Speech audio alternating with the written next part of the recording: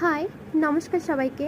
তোমাদের সঙ্গে আমি আজ একটা নতুন রেসিপি শেয়ার করতে চলে এসেছি। ঝিঙে সরিষা দিয়ে রান্না। আসলে আমি জানি না এই রান্নাটার নাম কি, যে আমি ঝিঙে সরিষা দিয়ে রান্না করব সেটাই বললাম। তো ঝিঙেটা ফার্স্টে আমি সুন্দরভাবে কেটেছি, একটু বড় বড় গোটা গোটা করেই রেখেছি। আসলে ঝিঙেটা একটু জলে পড়লেই খুব সেদ্ধ হয়ে নরম হয়ে যায়, তো তার জন্য তো ঝিঙেটা খুব ভালোভাবে ধুয়ে নিয়েছি 2-3 বার।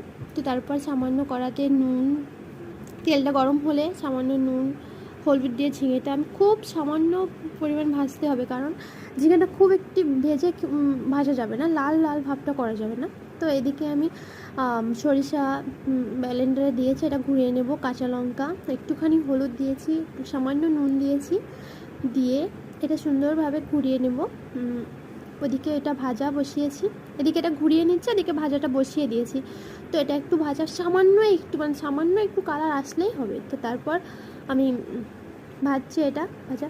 এই রান্নাটা আমার মায়ের কাছ থেকে শেখা। আসলে অধিকাংশ রান্নাই মায়ের কাছ থেকে শিখেছি আমি। সামান্য একটু জিরে বাটা দিয়েছি এর মধ্যে।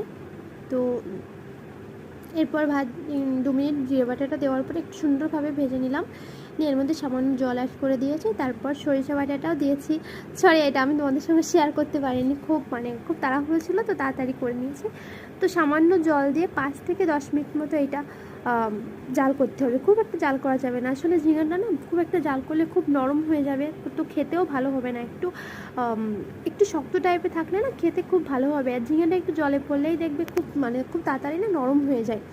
তো তারপর আমার রান্নাটা প্রায় হয়ে যাচ্ছে, প্রায় শেষ রান্নাটা। তো তারপর ঝিঙেটা যখন রান্না হয়ে যাবে, তো যখন আমি নামিয়ে নেবো, তার 2 মিনিট আগে একটু সরিষার তেলটা অ্যাড করে দেবো। সরিষার তেল অ্যাড করলে একটু ফ্লেভারটা ভালো আসে, খেতেও একটু সুন্দর হয়।